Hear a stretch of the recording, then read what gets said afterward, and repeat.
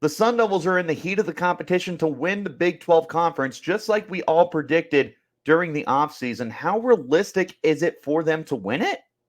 I mean, more so than you would think.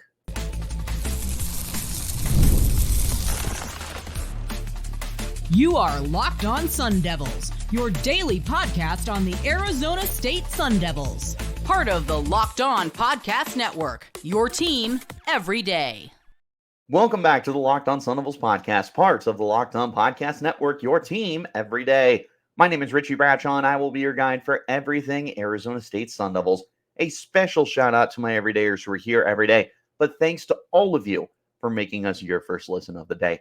Don't forget to hit like, subscribe, and turn on notifications wherever you're getting your shows. You can stay in touch with that by following me on Twitter at RichieBrats36 and the podcast at LO_Sun Devils. Today's episode is brought to you by our friends over at FanDuel. Place your first $5 bet. You'll get started with $200 in bonus bets guaranteed. Visit FanDuel.com to get started. Ladies and gentlemen, welcome back to this edition of the Locked On Sun Devils podcast. We do not have a crossover Thursday episode today. That's okay, because I think this might be a more important question to answer as the Sun Devils enter their final game before their final bye week, I guess is how you could word that, at 5-1. You know, just like we all predicted. Even Sun Devils loyal did not see this coming. In my preseason, I did have ASU beating Cincinnati. However, they would have been 4-3 at this point in time. Not potentially 6-1 with a win. I didn't see it coming. I don't think anybody saw it coming. I don't think the biggest diehard Sun Devils fans could have predicted something like this. Now, the vast majority of us knew that we weren't going to finish last. This is still an exceptional year. And the progress that Kenny Dillingham has made in such a short amount of time has been nothing short of cataclysmic. And in the best way, though. I can't think of a better way to say cataclysmic. Just think like the opposite of cataclysmic in just a very good way. I don't know, just puppies, sunshines, and rainbows, but like super puppies, sunshines, and rainbows. I don't know. This has been a fun year. It's been a really fun year. It's a lot more of a team that you can buy into as a fan, as a media member, as a player, alumni, student, everything. This has been a great year for the program. Nobody saw this coming. We are now at a point, however, where ASU is right in the thick of it for the Big 12 title. They are one game behind in the Big 12 right now at 5-1. Their lone loss comes to Texas Tech. So if you win that game, not only are you unbeaten on the season at 6-0, you are unbeaten in the conference at 3-0. That would put you with BYU and Iowa State as the only teams with perfect records going into this weekend, both in the conference and overall. That's really good company because Iowa State is the number 9 team in the nation. BYU is the number 13. Things are looking really good in the Big 12 right now. And it's the teams that nobody expected to really dominate, which is what's been so fun about this. And ASU's got a chance to really take that step forward and prove that they are contenders. They don't have an easy path. They have to go to Cincinnati this weekend without Sam Leavitt. We'll talk about that later on the show. After your bye week, you have 3 of your final 5 games on the road. Your 2 home games are against BYU and Kansas State. Your road games are Oklahoma State, Kansas State. Wait a minute. UCF and BYU is what I meant to say for the home games. My apologies. You are visiting Oklahoma State, Kansas State, and Arizona. This is where your season is going to come down to the line. And I don't know. I like ASU's chances to have a winning record still. I said previously, I feel like 7-5 is probably a worst case scenario for you at this point in time. But do you have a chance to win 9 games, to win 10 games? That's going to be what it takes to get to the title game. There's a chance. And it's not a small chance. Like, it really isn't. It's not like that glimmer of hope. With the way the Sun Devils have been playing this year, they are one of the 5 teams, I would say, that are firmly in the competition and have the highest, the highest, what's the word? I was gonna say for like I can't even think right now. Can't even think right now, apparently. That's okay.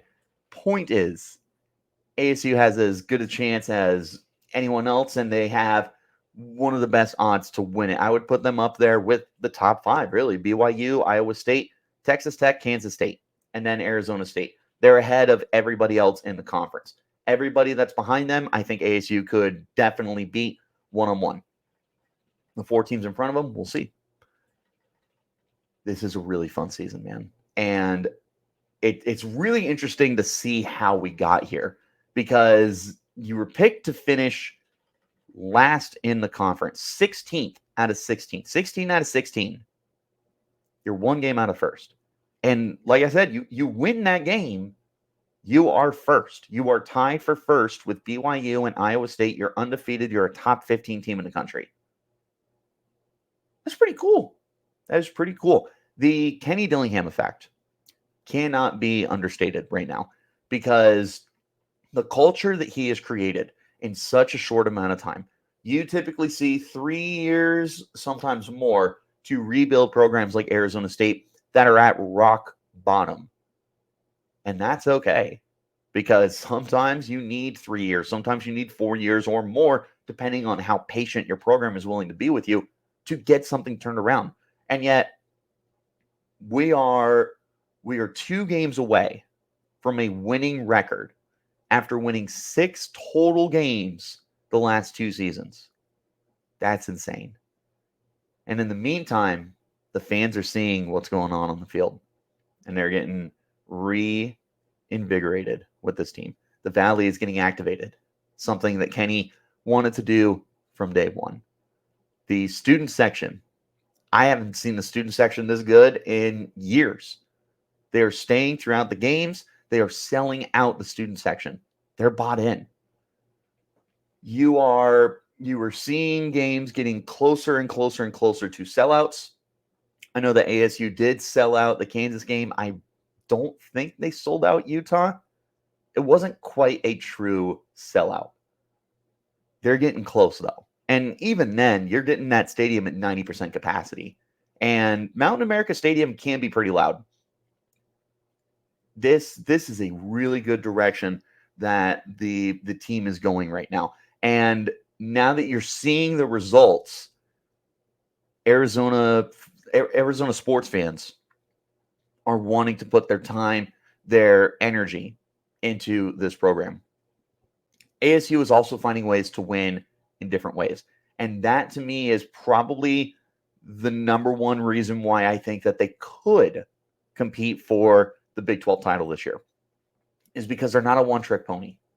They had the blowout against Wyoming. We haven't really seen them have any kind of dominant win the way that they beat Wyoming since. But here's the thing. They've proven that they can play from behind when they were able to take down Texas State, and they came from behind against Utah. They have proven that they can maintain leads, which they held the lead over Mississippi State. They held the lead over Kansas.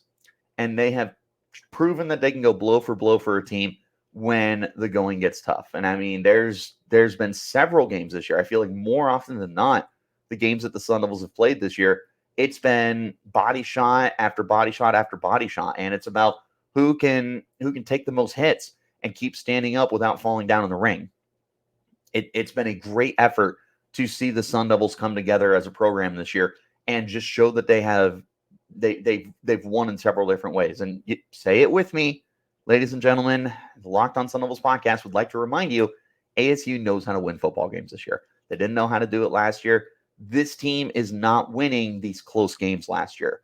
I don't know if if last year's Sun Devils team has 3 wins with the schedule they're playing this year.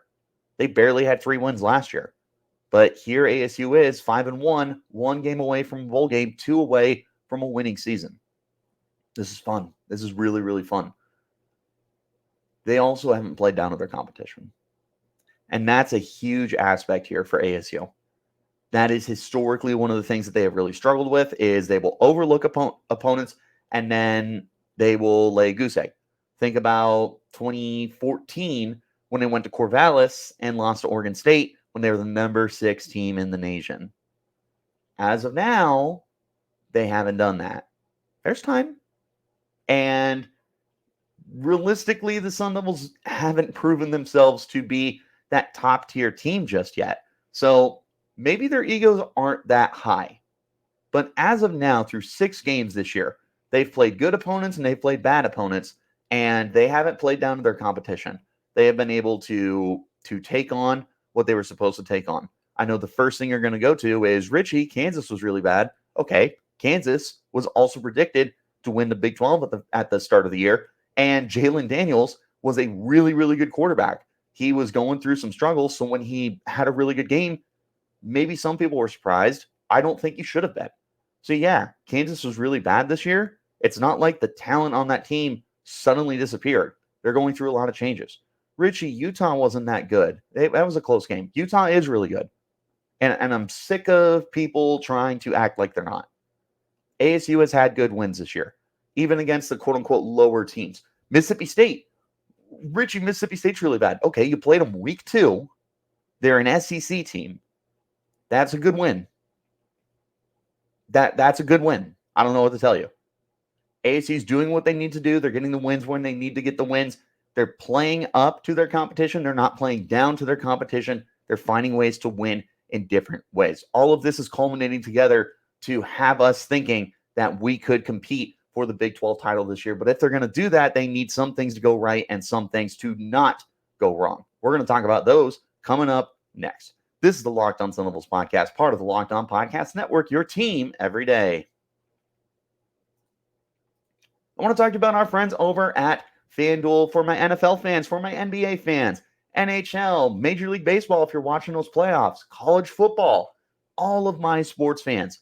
Now is the time to get in with FanDuel, America's #1 sportsbook, and start the season with a big return. You'll get started with $200 in bonus bets guaranteed when you place your first $5 bet. That can be on money lines, on over-unders, prop bets, and more. When you are watching an example, a football game, you can check out the latest snaps in the game with live play-by-play and so much more on the same page where you place your bet. So if you get a hunch in the middle of the game that you know something is going to cash for you, you can check it out and make sure that it's exactly what you want before you place your wager. Again, you're going to get $200 in bonus bets guaranteed when you place your first $5 bet. There's no reason to not get started with FanDuel, America's #1 sportsbook. That's FanDuel.com to get started. Wherever you're getting your shows, like, subscribe, turn on notifications, and you'll get that update whenever we post new content. A special shout out to my everydayers who are here every day, and thanks to all of you for making us your first listen of the day. Let's get back into the conversation. Things have to go right. Things have to be avoided for ASU. To me, there are 2 key factors for ASU to keep things going. The first, and the really obvious one, is you need Sam Leavitt back sooner rather than later. Leavitt is out 2 to 4 weeks with a rib injury. He will not play this weekend against Cincinnati. Jeff Sims is your starting quarterback. We're not here to discuss Jeff Sims. I kind of put my thoughts out there yesterday in an emergency podcast. If you haven't checked it out, go ahead and check it out. See what I have to say. We're not here to talk about if Jeff Sims is good or bad. The bottom line is they need to find a way to win with him. Then you have a bye week, and then in theory, Leavitt could be back against Oklahoma State. At that point, he would have been out for 2 weeks. And who knows? Maybe Leavitt has a mindset of, I just want to get back out there as soon as I can. Or maybe he's got a mindset of, I don't want to rush myself because I don't want to be a detriment to the team. I have no idea what his mindset is. But he could be back on the field against Oklahoma State and only miss 1 game, which would be huge for ASU's chances to be able to have a serious run for the Big 12 title. You just need to find a way to get him back on the field. And honestly, even if he misses 4 games, the games that he would be missing are not the worst games in the world. He's missing Cincinnati, he's missing Oklahoma State, and he's missing UCF at home. All three of those games are pretty winnable with the way ASU is playing this year and the way their opponents are playing this year. Cincinnati's fine. I'm not overlooking them. In fact, I will tell you, of these three games, here's a hot take. That's the one game I feel the least, not concerned, the least confident about. Sorry, Oklahoma State fans. I'm sleeping on your program right now. We can just call that as it is. I am sleeping on Oklahoma State, and I don't think I'm hitting the snooze button either. UCF, they've just fallen apart. ASU is going to take them down pretty handedly. This is not the worst slate. Now, if you lost them for the final three games, yeah, you're done. At Kansas State, hosting BYU, at Arizona. That's a much more difficult slate than the three that he could miss. And there's a very real scenario where he only misses one game. This is really, really good news for Arizona State. I said yesterday, if there was a quote-unquote perfect time for this injury to happen, it was now. Beyond that, ASU, you're halfway through the year. You know who you are. It's time to commit to your strengths. Your strengths, power running with Cameron friggin' Scattaboo, the people's running back, the scat man, whatever you want to call him. White Lightning, sure. He fits all of those. Obviously, here on Locked On Sun Devils, he is the people's running back, trademark pending. You also are thriving on offense with easy completions that rely on a lot of run after catch. Jordan Tyson, Xavier Guillory have shown the ability to break off big plays when they're given the ball underneath. Shimon Mateer is solid. I wish that they could get him involved more, but that's for down the road. ASU has a good thing going on offense. Defensively, they play really good assignment football. You do your 111th. That was something that we have heard over the last year from every single player, and especially the defensive side of the football. They say, Coach tells us do our 111th. I do my job, and I'm going to count on the guy next to me to do his job, and the guys in front of me to do their jobs, and the guys behind me to do their job. But all that matters is I take care of my assignment, and that's what they're doing this year. The defensive line is maintaining the line of scrimmage. The corners have really stepped up despite the injuries and the lack of play time that they have. The safeties have been otherworldly. The linebackers have been otherworldly. This has been a good year. And with some serious injuries, too, that ASU has had to overcome. They are just doing really good assignment football right now, and then they make plays when they matter. And that's not just turnovers, because ASU has not been a super, hyper-productive turnover defense this year. They've got 6 interceptions. They've got 4 fumble recoveries. A lot of those turnovers came in the first 3 games of the season. In fact, this interception the 3 interception game they had against Utah was their first interceptions they had recorded since week 3 against Texas State. This isn't a defense that's reliant on turnovers. They're reliant on big plays, sacks, tackles behind the line of scrimmage, turnover on downs, forcing punts, getting off the field. They're stepping up when they matter. There's times where it's bend but don't break, which can be really frustrating. But there's times where they just do exactly what they're supposed to do. Is it the best defense in the world? No, they're not Georgia. They're not Texas. They're not Bama. But they're pretty darn good, and they're doing exactly what they need to do. Those are your identities. So keep running the football. Make things easy underneath. Get some run after catch on offense. Play your assignments on defense, and find a way to make plays when they matter. Here's what you have to avoid. First of all, it should be obvious. Leavitt cannot miss extended period of time. So if he misses 4 weeks, that's tough. It's doable, but that's still tough to have your starting quarterback gone for 3 weeks with all 3 of those games on the road, or 2 of those games on the road, excuse me. If he misses the rest of the year, it's over. If Leavitt is out for the remaining 6 games of the year, it's not that your season is cooked. It's that your chances of going to the title game are cooked. You go from, I'd put you at 30 to 40% right now. I think that's fair. 30 to 40%. You're probably the 4th or 5th best team in the conference. You would immediately be knocked out of contention if Sam Leavitt is gone. He's your starting quarterback. He's everything that you need. He's really good. You can't not have him. You also need to find a way to stay unbeaten at home. And I truly mean that. I think you need to win your final 2 home games. I don't think that is any kind of negotiation for me. And ASU has got 2 incredibly difficult home games to end the year, hosting UCF and then hosting BYU for senior day. BYU, probably the heavy favorite to win the conference right now. Good luck. But you got to win them. You absolutely have to win them. You need to go unbeaten at home this year. ASU is already a perfect 4-0 at home this year with good wins. Utah, Kansas, Mississippi State, Wyoming. Those aren't like pushover teams. Those are quality wins for you. UCF, you should be able to win. If you lose to UCF, I'll just say I would be surprised at this point in time, but there's a lot of time for things to change. We're talking about 3-4 weeks down the road. Who knows? Losing to BYU at the end of the year, that wouldn't be a surprise because I do think BYU is probably the favorite to win the conference, but who knows? Maybe BYU hits a wall, or maybe ASU is just so good at home that they're able to catch the Cougs. It's also senior day. It's your last day or your last home game. Maybe you have that advantage. But you need to win out at home, and you need no worse than 2 road wins.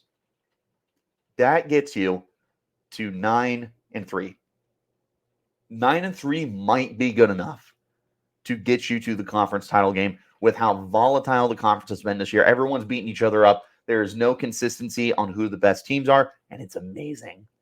We go from the Pac-12, where there's no consistency, to the Big 12, where there's no consistency. It's poetry. Symmetry, my friends. This is fun. It's wide open. A 9-3 record might be able to get you to a conference title game. And then if you win, you have 10 wins.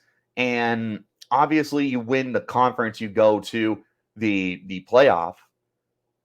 9 wins is going to get you a really nice bowl game. You're not going to the playoffs with 9 wins. Guaranteed. You have to win the conference or you're not going.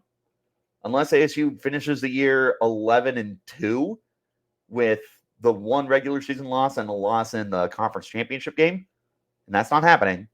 Unless ASU goes 11-2, they're not making the playoff this year unless they win the title game. But either way, 9 wins, that's a really good bowl game for you. You just can't afford a collapse. You cannot afford a collapse in the late part of this schedule. So you need to be able to win out at home, which is incredibly difficult. You need at least 2 road wins. Cincinnati, Arizona, Oklahoma State, Kansas State. That is actually my order from most winnable to least winnable. Again, Cincinnati, Arizona, Oklahoma State, K-State. I think that you should be able to beat Cincy and Arizona. I think Oklahoma State is within your realm of possibilities. K-State, we'll see. I think that you should be able to beat UCF. I'll give us 3 wins right there. Cincinnati, Arizona, and UCF.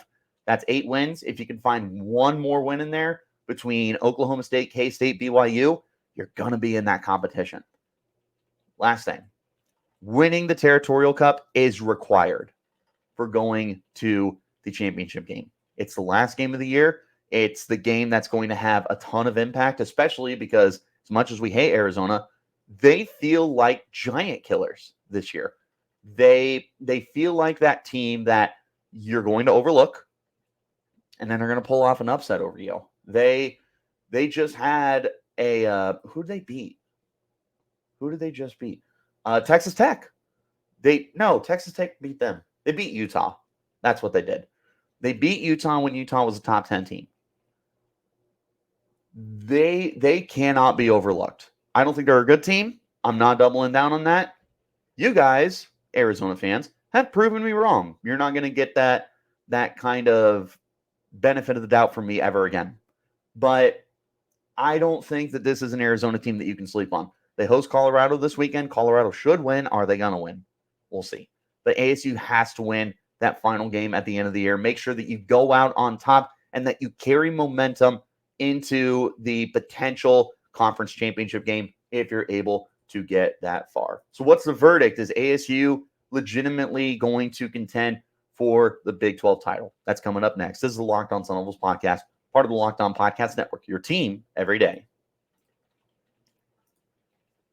Guys, I want to talk to you about our friends over at Hims. If you ever feel like you need a little boost in the bedroom, then it's time to stop worrying about your performance and get Hims so you can feel confident knowing that you can get hard and stay hard whenever you're in the mood.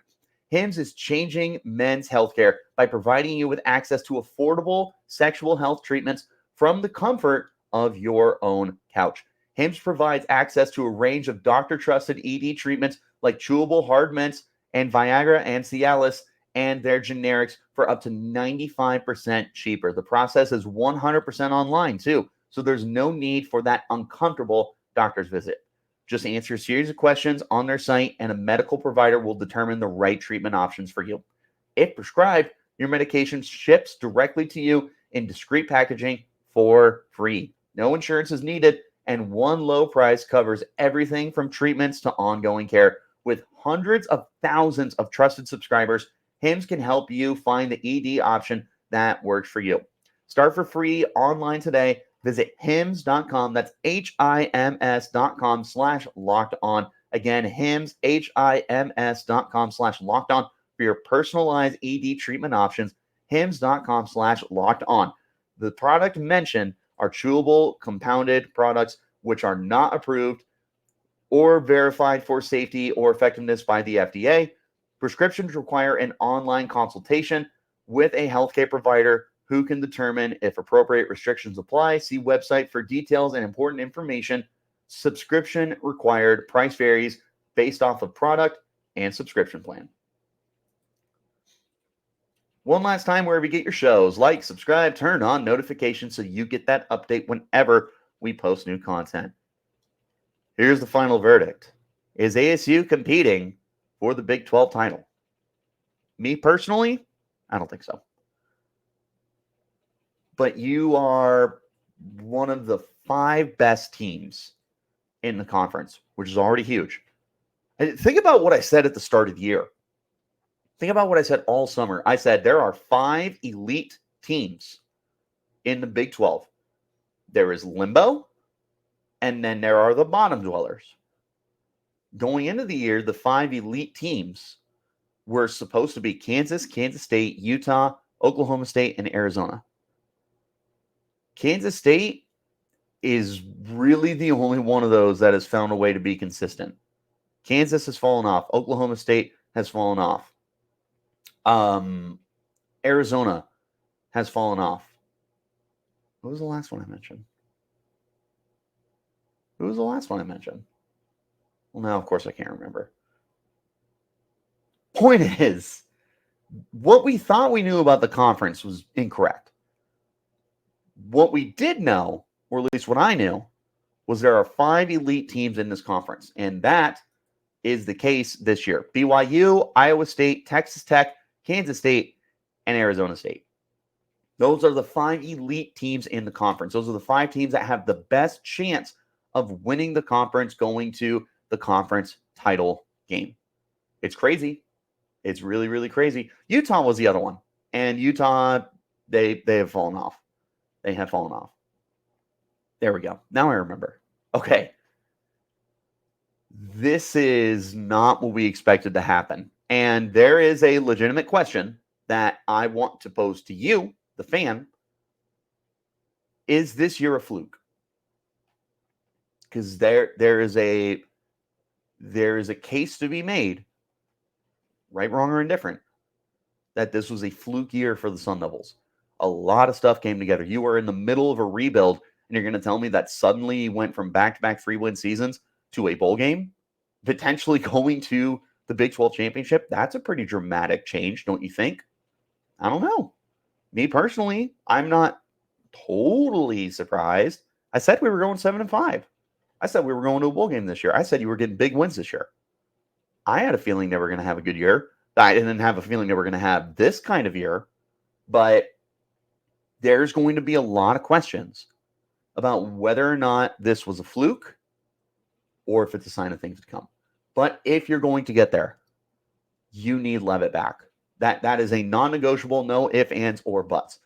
the sooner Leavitt returns to the lineup, and hopefully, knock on wood, that can be against Oklahoma State in 3 weeks. He returns for you. That's huge for your chances. You are much more in line to be able to pull off that kind of a win. You also need some stuff to go wrong for the rest of the conference. You need losses for Iowa State, especially because you're not going to play the Cyclones this year. You're not playing the Cyclones. They are a perfect 6-0. They're trying to be 7-0 for the first time since 1938. They got UCF at home this weekend. They're winning that game. They're going to be 7-0. Then they host Texas Tech. There's the tricky one. Then they're at Kansas. They host Cincinnati. They're at Utah. And then they finish the year hosting K-State. I see at most 2 losses. Texas Tech and K-State. Texas Tech, unfortunately, there's nothing you can do about them. You already lost to them. Is what it is. But you're not playing Iowa State, so you need them to lose at least those 2 games and find a way to have no worse than 2 losses yourself in the conference, and then we'll see how tiebreakers end up working out. BYU, you got to get the tiebreaker over them. Kansas State, you need the tiebreaker over them. Oklahoma State, you're not worried about. Cincinnati, you're not really worried about. They could upset you, sure. You're not worried about Arizona. But you need tiebreakers over BYU and K-State, and you need Iowa State to drop 2 games. All of that happens, and Sam Leavitt returns. Your path to the Big 12 conference title game is clear. I give it about a 30% chance. No more than a 40%. No less than 20%. There is a very realistic chance here that ASU can find their way to the Big 12 title game. The same season that the media, not me, but the media chose to assume they were going to finish last. That's a heck of a turnaround. And it's a really exciting time for ASU. Like I said, I'm posing the question to you. Is this a fluke or is this a sign of things to come for Arizona State Sun Devils football? Let me know what you think in the comments. You can also hit me up on Twitter at RichieBrads36, the podcast at LO_Sun Devils. Wherever you're getting your shows, hit like, subscribe, and turn on notifications so you get an update whenever we post new content. Stay in touch by following me on Twitter at RichieBrads36 and the podcast at LO_Sun Devils. I appreciate each and every single one of you for tuning in and making Locked On Sun Devils your first listen of the day. A special shout out to my everydayers who are here every day. Tomorrow we will be back to continue talking ASU football, and we turn our attention to ASU hitting the road to face Cincinnati. We are previewing the game, ladies and gentlemen, how you win on offense, defense, coaching, and more. I'll see you there. Till then, you keep it locked right here on Locked On Sun Devils.